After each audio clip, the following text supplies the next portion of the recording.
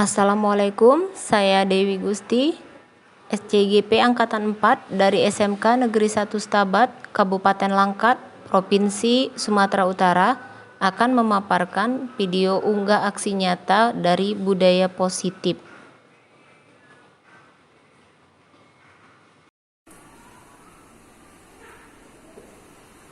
Assalamualaikum warahmatullahi wabarakatuh. Waalaikumsalam warahmatullahi wabarakatuh. Baiklah, di sini saya akan memperkenalkan diri.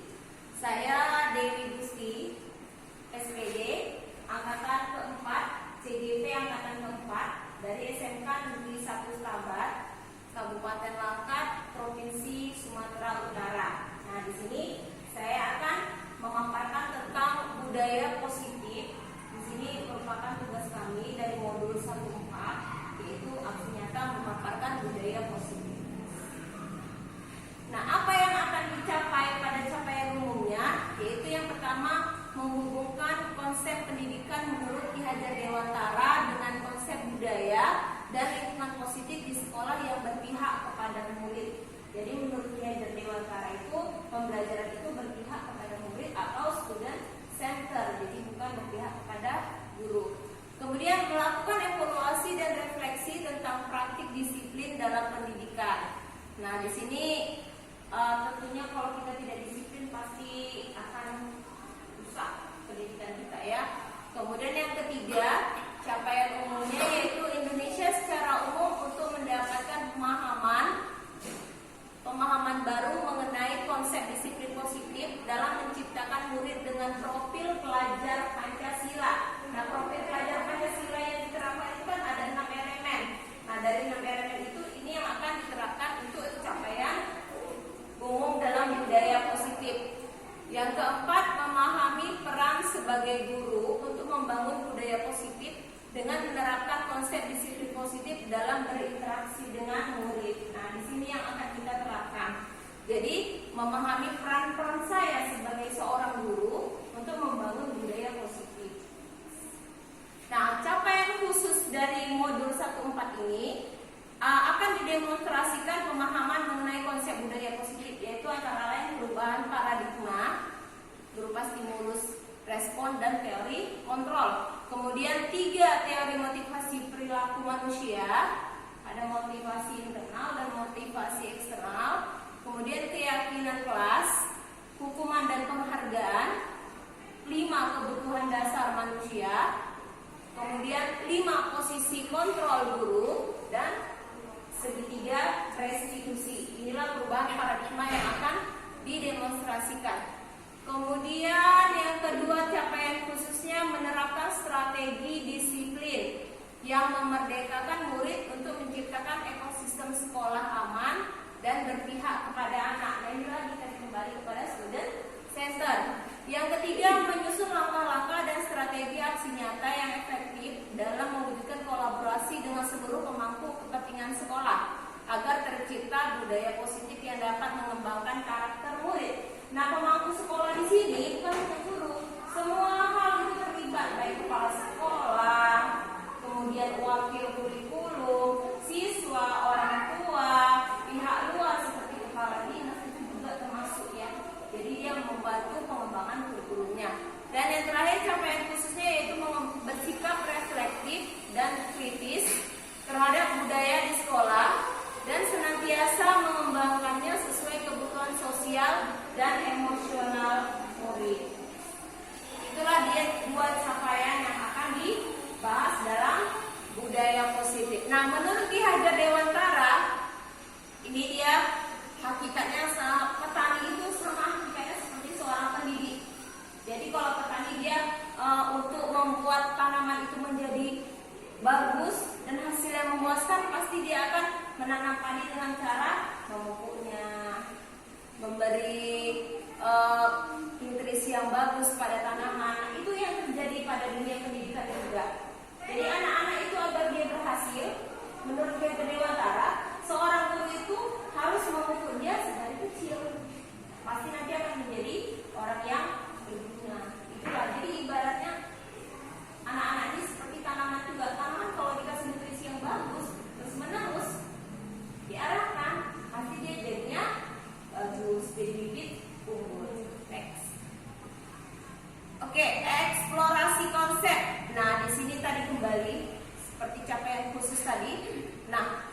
motivasi konsep ini nanti kita akan melakukan perubahan paradigma, yaitu dari stimulus, kemudian ke respon teori dan kontrol. Kemudian ada kebutuhan dasar manusia, nanti ada 4. Kemudian di situ ada arti disiplin dan 3 motivasi perilaku manusia. Yang keempat keyakinan kelas, hukuman dan penghargaan. Kemudian yang kelima posisi kontrol dan yang keenam segitiga restitusi. Perubahan paradigma. Nah ini ibarat kepalan tangan. Di situ katanya misalkan ada A dan B. A dan B ini dia merupakan teman. Jadi sobeklah secari kertas. Jadi kita harus cari kertas. Kemudian tulis di situ kan dengan sebuah kata-kata atau apalah gitu. Nah kemudian suruh teman itu menghafal dan teman satu lagi suruh tebak apa kepalan itu. Otomatis kan dia nggak tahu, pasti dia akan membuka kepalan tangannya itu kan dengan pemaksaan. Seperti itulah. Jadi kita tuh ya sedikit harus ada cara yang sekuat kemampuan. Harus kita buka bagaimana caranya. Itulah perubahan paradigma. Jadi harus ada paksaan juga gitu. Nah, perubahan paradigma dengan teori kontrol atau ilusi kontrol, gitu ya. Jadi ini ilusi itu ya kita bayangkan bagaimana guru itu mengontrol murid. Murid kalau tidak dikontrol ya nanti di luar batas. Kemudian bagaimana ilusi bahwa kritik dan membuat orang merasa bersalah itu dapat menguatkan karakter. Contohnya aja kalau misalnya kita terlambat datang ke sekolah, ini masih dalam tahap belajar terlambat. Bagaimana kalau misalnya nanti udah bekerja terlambat mengikuti ujian masuk kerja? Dia kan lewat pekerjaan itu disayangkan. Jadi kedisiplinan itu mulai dari hal-hal terkecil nanti akan berkembang di kehidupan kenyataan sebenarnya seperti apa, dan itu terbawa nanti ke depannya seperti apa. Kemudian ada ilusi bahwa semua penguatan positif efektif dan bermanfaat. Jadi penguatan itu apapun ceritanya pasti dia akan berhasil menjadi sesuatu yang berpositif dan hasilnya juga akan bermanfaat. Nah yang keempat itu ilusi bahwa orang dewasa memiliki hak untuk memaksa, contoh orang tua. Bagaimanapun dia memiliki hak untuk memaksa anak-anaknya. Gak ada orang tua yang mau anaknya menjadi gagal. Mereka mau anaknya semua menjadi maju dan sukses pasti. Nah lihat di sini, ini ada perubahan paradigma dari kemudian menjadi stimulus respon dan akhirnya menjadi teori kontrol. Bisakah kita mengontrol seseorang? Bisa nggak? Bisa. Nah, lihat. Kalau stimulus respon, kita mencoba mengubah agar orang berpandangan sama dengan kita. Itu stimulusnya. Nah, apa teorinya? Kita berusaha memahami pandangan orang lain tentang dunia. Jadi kita buka wawasannya. Kemudian yang kedua, stimulus responnya, perilaku buruk dilihat sebagai suatu kesalahan. Kebanyakan seperti itu ya kan? Oh, buruk itu adalah suatu kesalahan. Padahal teori kontrolnya, semua perilaku itu memiliki tujuan. Contoh aja kalau anak TK itu kan, kalau misalnya ini kan karena kalian homogen, mayoritas sama. Coba kalau misalnya ada siswa laki, siswa perempuan, pasti anak laki itu suka gangguin anak perempuan kan? Tujuannya apa? Minta diperhatikan. Bukan karena dia bandel, sebenarnya enggak. Tapi minta diperhatikan, itu tujuannya itu ada. Jadi apapun yang dilakukan dia itu ada tujuannya. Kurang kasih sayang,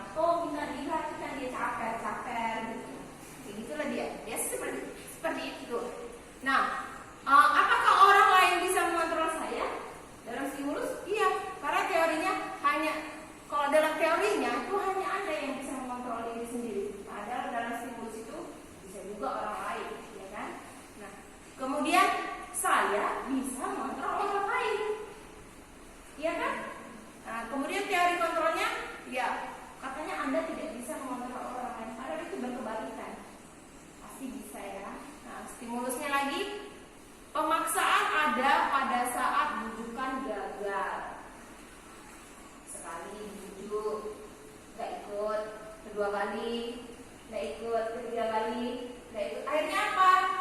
Dipaksa biar dia mengikuti, toh semuanya ke arah yang positif. Nah, teori kontrolnya dia kolaborasi dan konsensus menciptakan pilihan-pilihan baru. Jadi ada di situ yang pemaksaan itu menjadi hal-hal yang baru. Nah, di sini yang terakhir ada model berpikir menang dan kalah. Tapi kalau dalam teori kontrol kita harus menang dan menang. Padahal kalau dalam suatu pertandingan itu pasti ada yang menang, ada yang kalah. Next. Nah, ini tadi ada 4 kebutuhan dasar. Yang pertama namanya belonging. Lihat simbolnya simbol love. Kalau kita tahu love itu artinya apa? Cinta, kasih sayang. Nah, di situ ada rasa memiliki dan dimiliki. Jadi itulah simbol kasih sayang. Itu kebutuhan dasar manusia untuk bertahan hidup. Ya. Kemudian yang kedua ada penguasaan atau power. Kebutuhan dasarnya itu dia merasa sebagai suatu kekuatan, harus menguasai suatu hal. Pasti manusia ada yang berpikiran seperti itu kan. Yang ketiga hanya untuk kesenangan atau fun. Nah, kemudian yang keempat ada untuk kebebasan atau freedom. Oke, ini lihat contohnya berikutnya. Nah, lihat di sini. Katanya ibu guru bilang, aku tidak boleh bersenandung sewaktu mengerjakan tugas. Katanya, kelas harus tenang, tidak ada suara. Padahal kan aku suka dan senang dalam menyanyi. Jadi kebutuhan apa dari 4 tadi? Fun dia ya, dia mau senang ya kan? Oke. Yang kedua lihat, ibu guru tidak menyapaku hari ini. Padahal aku pakai jepit rambut baru. Minta apa dia? Minta perhatian. Berarti dia butuh kasih sayang, belonging tadi ya. Nah, yang ketiga, aku bosan. Masa belajarnya cuma gitu-gitu aja dengan ibu guru aja. Minta kebebasan. Dia mau bebas, susah gitu aja, bosan ya. Baru yang keempat ya, aku sebel. Gambarku tidak rapi. Malah ibu guru menunjukkan pula ke teman-teman depan kelas. Berarti dia di situ minta penguasaan, power. Dia minta kekuatan. Gambarku kayak gitu, dia sebel orang gambarku katanya tidak rapi, kan seperti itu kan? Oke, contoh selanjutnya. Nah, di sini ada teori motivasi tadi ada 3 ya kan? Motivasi eksternal, kemudian eksternal lagi, dan kemudian motivasi internal. Nah, motivasi eksternal itu seperti apa itu? Untuk menghindari adanya ketidaknyamanan atau hukuman. Jadi apa yang terjadi kalau aku nggak melakukannya? Berarti kan biar nggak dihukum, kan gitu kan?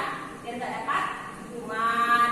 Nah, kemudian yang kedua ada melakukannya untuk mendapatkan imbalan.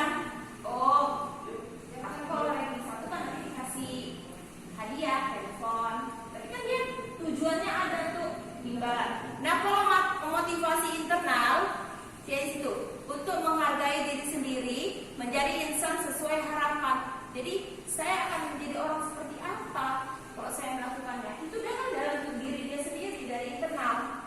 Jadi dia merasa itu apa yang dilakukannya itu memang berguna untuk dirinya sendiri. Itulah motivasi internal. Oke, lanjut. Nah, apa itu makna disiplin? Nah, di sini disiplin itu berasal dari bahasa Latin. Disciplina. Itu artinya belajar. Jadi disiplin itu artinya belajar.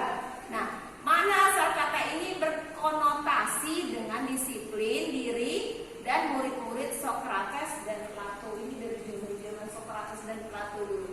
Jadi disiplin diri membuat orang menggali potensinya menuju sebuah tujuan apa yang dia hargai. Namun dalam budaya kita, makna kata disiplin telah berubah menjadi sesuatu yang dilakukan seseorang pada orang lain untuk mendapatkan kepatuhan. Kecenderungan umum adalah menghubungkan kata disiplin dengan ketidaknyamanan, bukan dengan apa yang kita hargai atau pencapaian suatu tujuan. Sebenarnya disiplin itu kalau kita sendiri Oh, disiplin itu apa? Harus satu. Kalau menurut kita ya kan, padahal makna disiplin itu sebetulnya adalah belajar. Jadi bukan harus patuh. Itu disiplin enggak. Belajar, dari belajar itulah semuanya terkait. Oke, lanjut. Nah, ini menurut Ki Hajar Dewantara, merdeka. Merdeka itu apa menurut dia? Merdeka itu artinya tidak hanya terlepas dari perintah, akan tetapi juga cakap buat memerintah diri sendiri. Itu menurut filosofi Ki Hajar Dewantara. Makanya anak-anak itu diberikan kemerdekaan dalam belajar, diberikan kesenangan dan kepuasan setinggi-tingginya sesuai dengan hati nuraninya. Jadi beri dia kebebasan, merdeka. Itu menurut Ki Hajar Dewantara. Oke, lanjut. Nah, lihat di sini, ini ada lingkaran-lingkaran dari mulai yang terkecil, besar lagi sedikit, kemudian besar lagi dan lebih besar. Apa yang kecil itu? Kita buat peraturan kelas. Seperti kemarin kita udah buat peraturan kelas ya. Tidak boleh pakai sepatu yang selain berwarna hitam. Kemudian pakai masker atau yang lainnya, kan gitu kan? Kemudian apa lagi? Kerjakan tugas. Nah, itu peraturan kelas. Nah, dari peraturan kelas muncul keyakinan kelas. Kalau tidak pakai sepatu hitam, apa yang terjadi? Diberi sanksi. Sanksinya itu apa? Ya, sepakat. Apa sanksi kira-kira yang berguna? Apa mau dibuka sepatunya, nggak usah dipakai? Apa dia berjanji besoknya ganti? Itu sesuai dengan kesepakatan bersama. Terserah, pokoknya itu tidak menjadi hukuman, ya. Kemudian itulah keyakinan kelas. Kemudian dari hal yang keyakinan kelas seperti itu, maka akan terjadi lingkungan yang positif. Jadi hal-hal yang seperti itu akan membawa perubahan yang positif dan akhirnya menjadi suatu kebudayaan. Nah, kebudayaan itu kan berasal dari kebiasaan-kebiasaan kecil. Nah, itu akan menjadi hal-hal yang positif. Oke, lanjut.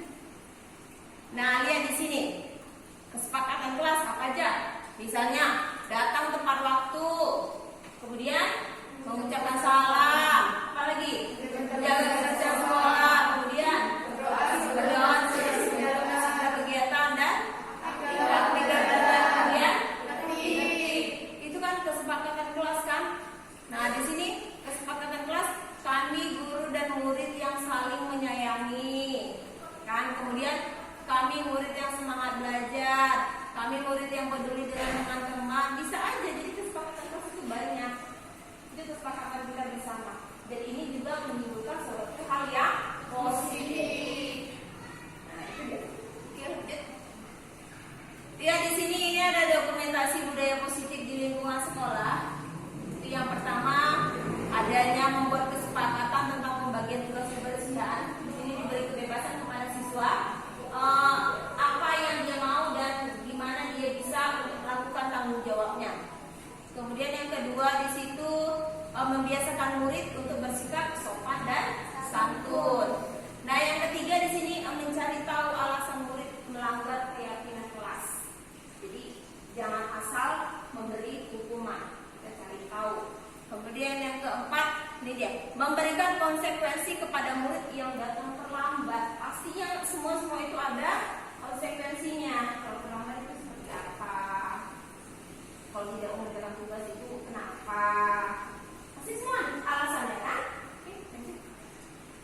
Lah, dia di sini ada peraturan. Nah, bedanya peraturan dengan keyakinan kelas. Nilai kebajikan yang dituju. Nah, lihat di situ. Kalau peraturan, dia selalu, lihat di sini. Apa kata itu? Selalu kembalikan buku ke tempatnya. Kalau di perpus seperti itu kan? Itu peraturan. Kemudian apa lagi?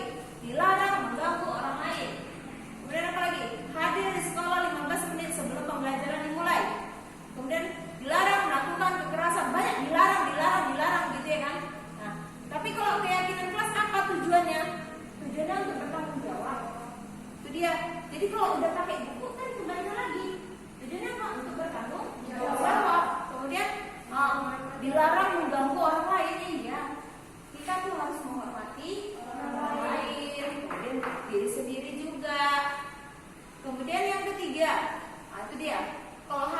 sekolah 15 menit sebelum itu kan untuk menghormati orang lain dan tidak terganggu pas belajar, ya kan? Kemudian dia komitmen pada tujuannya. Tujuannya apa? Kalau tidak terlambat, kalau terlambat kan ketinggalan pelajarannya kan? Jadi kalau tidak terlambat, otomatis dia dapat semua materi. Nah inilah dia keyakinan kelas. Nanti di sini lihat gunakan masker. Tujuannya apa? Untuk kesehatan, nah, seperti itu. Ataupun menjaga jarak seperti ini. Itulah dia keyakinan kelas. Jadi keyakinan itu ya sedikit mirip dengan kesepakatan ya kan, tapi keyakinan itu berasal dari internal diri sendiri. Itu dan sangat berguna. Lanjut. Lihat di sini, lihat ada tindakan guru. Apakah tindakan guru itu termasuk hukuman atau konsekuensi? Katanya mencatat 100 kalimat di buku. Saya tidak akan terlambat lagi. Kan? Dia berupa hukuman atau konsekuensi? Nah, kemudian yang kedua, lari mengelilingi lapangan basket 2 kali. Masuk? Hukuman. Kemudian apa lagi? Murid diminta untuk push up 15 kali. Masuk? Hukuman. Menggantikan kertas tugas teman yang dicoret-coret. Iya, dia dicoret jadi ganti ya kan? Konsekuensi. Apakah itu hukuman? Enggak kan? Nah, yang selanjutnya, membersihkan tumpahan air di meja tulis. Siapa yang bahkan? Dia sendiri. Tapi termasuk konsekuensi itu dibersihkannya lagi. Jadi dia yang membuat kok orang yang suruh kan nggak bagus. Kemudian meminta murid tidak mengenakan sepatu seharian di sekolah karena tidak mengenakan sepatu hitam. Jadi itu termasuk hukuman sedikit ringan. Kemudian lari mengelilingi lapangan basket 2 kali karena terlambat 10 menit belajar video call. Nggak masalah video call kan? Jadi termasuk juga konsekuensi karena dia di pelajaran olahraga. Wajar kalau keliling lapangan. Nah ini perbedaan hukuman dan konsekuensi. Hukuman itu sesuatu yang menyakitkan harus terjadi, katanya. Kemudian kalau konsekuensinya memang sesuatu itu harus terjadi. Nah, kemudian hukuman itu membuat anak sakit, baik fisik maupun hati. Jangka waktunya lama, dia pasti akan ingat oh telah dihukum. Pasti dia akan ingat itu. Oh gini nanti kalau kalian udah tua, pasti nanti ingat. Dulu aku pernah dihukum sama guru. Pasti diingat jangka waktunya itu lama gitu. Itulah dia hukuman. Tapi kalau konsekuensi itu membuat anak merasa tidak nyaman dalam jangka waktu pendek, sebentar aja dia. Oh aku salah, ya udah diperbaiki, kan? Nah, yang ketiga hukuman itu anak jadi benci akan disiplin.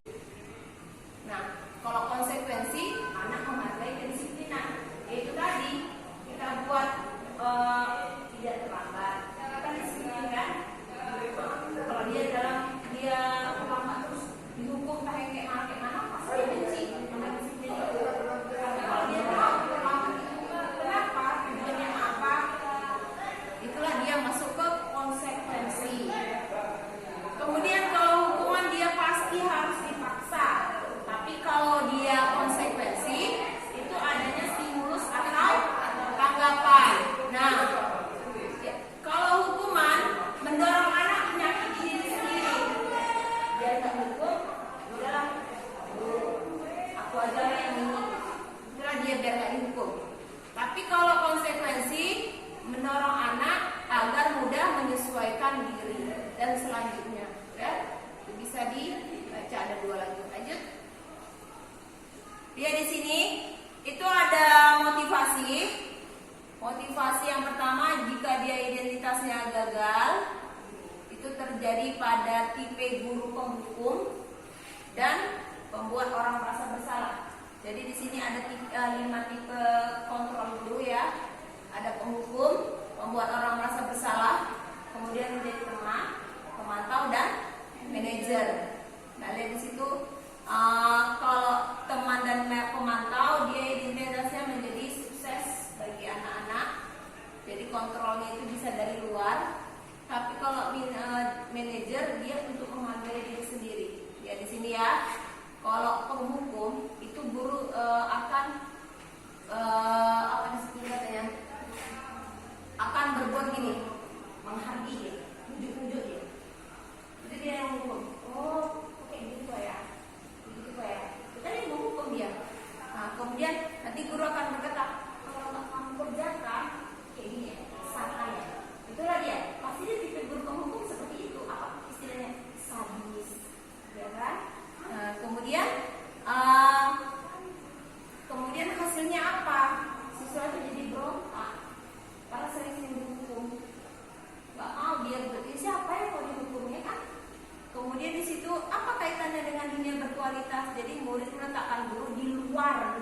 berkualitas. Jadi dia nggak terlalu open. Bayangin aja kalau gurunya sering ngomong keren. Nggak terlalu tidak diprioritaskan guru karena sering memberi hukuman. Nah, kemudian anak biarin aja lah, kasih hukum aja pekerjaannya kan gitu. Nah, kemudian apa dampaknya? Jadi anak akan terus mengulang kesalahannya terus menerus. Nah, di sini lihat kalau membuat orang merasa bersalah, pasti guru akan berkata gini kan? Gurunya akan bertindak, harusnya kayak gini, harusnya gini. Nah, apa yang akan dikatakan oleh guru tersebut? Nanti dia akan bilang, kamu ya udah bolak-balik dibilangin, udah bolak-balik bapak bilangin, udah juga berubah. Itu kan jadi anak akan merasa bersalah, iya juga ya bolak-balik dibilang kok bandel kan gitu kan. Nah, jadi hasilnya apa? Hasilnya nanti kalau ada apa-apa anak itu selalu menyembunyikan sesuatu, berbohong. Jadi dia suka menyangkal juga. Nah, kemudian apa nanti pasti siswa maaf ya, maaf aja. Jadi, nah dampaknya apa? Jadinya murid merasa rendah hati gitu. Nah, kalau tipe teman pasti enak kalau tipe teman ya. Jadi gurunya sebagai teman. Apa hasilnya nanti? Hasil akhirnya siswa jadi tidak mandiri, tergantung sama gurunya, sedikit dulu. Seperti itu kan? Itu jadi tipe teman. Memang kalau ditinjau sekilas enak lah, guru itu sebagai teman kita, curhat, membantu kita. Tapi jadi ketergantungan. Kemudian lihat di sini, ada guru sebagai pemantau. Dia selalu menghitung berapa absennya, kemudian mengukur kalau baik kesalahannya, dimantau. Pantau dia, ada catatan-catatan buktinya. Nah, kemudian dia selalu menaati yang apa itu peraturan. Itu dia tipe pemantau.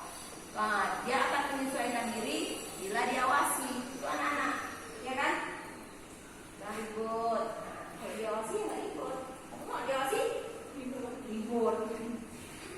Berapa lagi?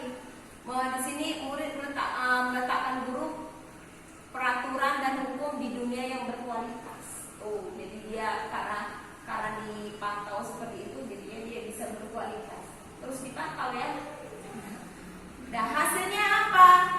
Jadi anak-anak itu menitik beratkan pada konsekuensinya berupa hadiah. Itu tadi, aku melakukan ini karena ada imbalan, aku melakukan itu karena ada penghargaan. Nah, sering itu kalau misalnya aku kalau juara satu dikasih apa? Kan gitu kan? Itulah tipe pemantau. Nah, yang terakhir itu ada tipe manajer. Di sini manajer itu dia kalau misalnya ada suatu kesalahan, misalnya ini terlambat datang, kira-kira apa hukuman yang pantas untuk dirimu sendiri? Itu dia sebagai seorang manajer. Dia nggak langsung, kok gini, kok gitu, nggak seperti itu. Dia mencoba mencari solusi yang terbaik dan bersifat positif. Itu dia sebagai tipe guru yang sebagai manajer. Ya, oke lanjut. Nah, ini ada pergerakan antara guru ya. Jadi dia bisa dari tipe pemantau dan jadi tipe manajer. Itu selayaknya. Guru selayaknya seperti itu. Jadi kalau tadi yang seperti pembuat merasa bersalah, memberi hukuman, kemudian teman, itu kalau bisa lebih ditingkatkan lah menjadi tipe pemantau atau dan manajer gitu ya. Oke lanjut. Apa itu restitusi?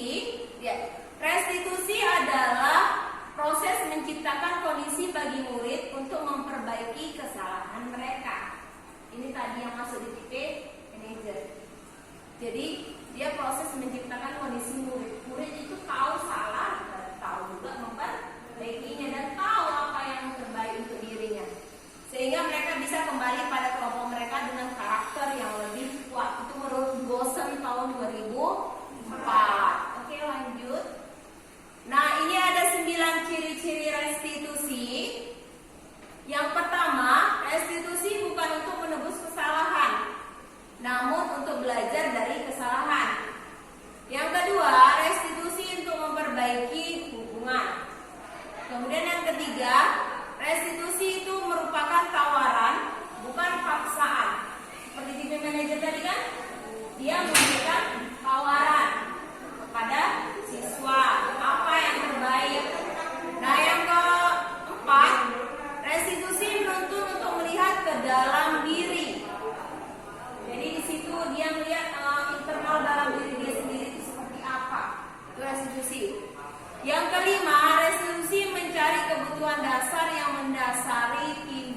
terlambat. Jadi kenapa dia terlambat? Berarti harus ditanya, bukan langsung to the point. Oh, terlambat kau, udah kau hukum. Seperti itu. Jadi restitusi di sini tujuannya adalah dia harus mencari kebutuhan dasarnya. Kenapa dia melakukan hal itu? Itu. Nah, yang keenam, restitusi diri adalah cara yang paling baik karena di situ nanti akan memperbaiki dirinya. Kemudian yang ketujuh, restitusi fokus pada karakter bukan tindakan. Karena tujuan restitusi itu adalah memperbaiki karakternya. Nah, yang kedelapan, restitusi itu fokus pada solusi bukan pada hukuman. Nah, akhirnya restitusi itu mengembalikan murid yang berbuat salah pada kelompoknya. Jadi dia harus menjadi karakter yang baik. Ini ada segitiga restitusi. Kemudian di sini ada validasi tindakan yang salah. Ya, ada 3 segitiganya kan. Kemudian yang kedua menstabilkan identitas. Kemudian menanyakan keyakinan. Jadi di situ ada validasi tindakan yang salah. Apa yang terjadi? Kamu tentu punya alasan untuk mengapa melakukan hal itu. Ya, kemudian adakah cara yang lebih efektif untuk mendapatkan apa yang kamu butuhkan? Itu untuk validasi tindakan yang salah. Nah, untuk menstabilkan identitas, setiap orang pasti pernah melakukan kesalahan, iya nggak? Pasti dong. Kemudian kamu bukan satu-satunya orang yang bukan kamu aja yang pernah lakukan itu. Ada juga orang-orang lain. Itulah dia menstabilkan identitas. Jadi biar tidak merasa bersalah. Kemudian menanyakan keyakinan. Nilai-nilai apa yang telah kita sepakati. Kemudian kamu ingin menjadi orang yang seperti apa. Itu keyakinannya. Nah, itu dia tadi segitiga restitusi. Kita kemudian masuk ke, nah ini dia contoh-contoh menstabilkan identitas. Tujuannya apa? Untuk membuat anak yang merasa gagal karena berbuat salah menjadi positif terhadap dirinya sendiri. Di situ guru akan berkata, berbuat salah itu hal yang manusiawi. Kemudian tidak ada manusia yang sempurna. Kemudian Bapak Eden itu juga pernah salah, gitu kan? Apalagi nih, kita masih bisa menyelesaikan permasalahan ini. Itulah dia menstabilkan identitas. Nah, Bapak Ibu tidak tertarik untuk mencari tahu siapa yang benar dan siapa yang salah, tapi dia tertarik untuk menyelesaikan masalah. Kemudian yang di situ, kalau kamu menyalahkan diri sendiri terus-menerus, apakah kamu bersikap baik pada dirimu sendiri? Ya, itulah dia menstabilkan identitas. Yang kedua, validasi tindakan yang salah. Apa tujuannya? Lihat itu. Membantu siswa mengenal kebutuhan yang ingin dipenuhinya ketika melakukan kesalahan. Kemudian, pada dasarnya setiap tindakan manusia tujuannya adalah memenuhi basic needs, kebutuhan dasar. Apakah itu power, kekuatan, freedom, kebebasan, love and belonging, kasih sayang, kemudian fun atau survival, kesenangan. Jadi itulah validasi tindakan salah. Dari situ banyak yang dibilang gurunya. Katanya pasti kamu punya alasan melakukannya kan? Apa yang penting untukmu dan yang lainnya dari situ, ya. Kemudian yang selanjutnya, yang ketiga restitusinya yaitu menanyakan keyakinan. Nah, di sini nilai yang diyakini itu apa? Tujuannya anak melihat kesalahannya dihubungkan dengan sosial dan nilai-nilai yang mendasari manusia berinteraksi dengan orang lain. Jadi ini restitusi yang ketiga. Apa yang dikatakan guru? Dari situ. Apa nilai yang kita percaya? Kemudian nilai-nilai universal apa yang telah kita sepakati? Kelas ideal itu seperti apa dan lain-lain. Itulah dia menanyakan keyakinan. Apa yang kamu rasakan? Berdasarkan isi hatinya. Lanjut. Jadi itulah dia segitiga restitusi. Oke. Nah, jadi dari sini budaya positif ini tujuannya membentuk karakter positif pada diri sendiri. Dari sekian yang saya jabarkan Ada yang mau ditanyakan? Paham? Ada kalau mau tanya aja tentang tadi budaya positif, karena ini kan terjadi juga pada diri kita sendiri ya, pastinya kan. Kalau nggak terjadi ya diupayakan agar terjadi. Jadi disinilah dia tentang budaya positif. Ada yang mau ditanyakan? Enggak? Oh iya? Iya, bisa buat sedikit. Kalau misalnya ada salah satu tipe guru yang memberi rasa bersalah kepada murid ketika murid melakukan kesalahan, sikap murid seharusnya hanya meminta maaf saja atau selain dari itu ada? Kalau tipe guru yang seperti itu, biasanya dia memang hanya butuh kata maaf dari siswa. Selain itu tidak. Jadi sebenarnya gampang melembutkan hatinya, ya kan? Cukup dengan kata maaf aja, enak. Karena dia membuat tipe merasa bersalah. Tapi kalau memberi hukuman ini yang berat, harus ada sanksi-sanksinya. Diikuti, kalau nggak diikuti, nggak mau, dia nggak terima. Itulah dia tipe guru yang membuat merasa salah gitu. Biasa itu sering juga dipakai sama guru-guru, karena dia udah capek marah-marah, jalan kayak gitu, jalan kata-kata lembut itu biasanya digunakannya seperti itu. Nah, ya kalau kata-kata lembut, cara melembutkan hatinya ya gitu aja. Maaf ya Bu, kasih ulangi lagi ya Bu. Ya. Itu aja udah tuh selesai sebenarnya masalah seperti itu. Ya. Bagus ya pertanyaannya dari Alfira. Ya, ada lagi yang lain mau bertanya? Enggak? Tadi kan di situ ada 5 posisi kontrol guru ya. Di situ ada guru yang jadi tim pemberi hukuman gitu kan. Kemudian guru yang membuat orang merasa bersalah. Kemudian guru yang menjadi teman.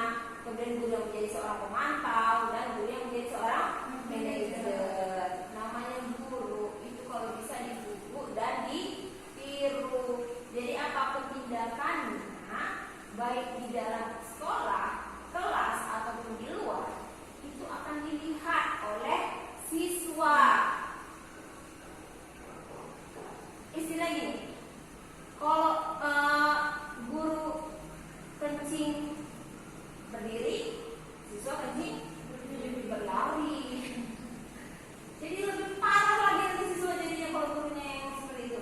Makanya guru di sini bukan hal yang gampang loh, bukan hal yang enak loh, bukan hanya dari materi aja harus dia bisa menguasai, tapi menguasai dirinya juga. Mana tahu nanti ada yang memang berminat jadi guru, ya. Itu guru ini amal jariahnya panjang masa loh. Jadi ini sebenarnya kalau kita jadi guru itu gak banyak duitnya guru ini ya, gak banyak duitnya, tapi cukup. Beli itu cukup. Itulah dia. Asal kita bersyukur, gitu ya. Jadi pekerjaannya sangat mulia sebenarnya. Ya. Banyak orang yang nggak mau payah kan gitu kan? Oke lah. Ada pertanyaan lagi nggak? Oke. Jadi terima kasih telah mendengarkan tentang budaya positif dari saya. Saya ucapkan terima kasih sebesar-besarnya. Assalamualaikum warahmatullahi wabarakatuh. Waalaikumsalam warahmatullahi wabarakatuh. Demikianlah video aksi nyata dari saya, Dewi Gusti, CGP Angkatan 4, SMK Negeri 1 Stabat, Kabupaten Langkat, Provinsi Sumatera Utara. Semoga video ini bermanfaat untuk rekan-rekan lainnya. Wassalamualaikum warahmatullahi wabarakatuh.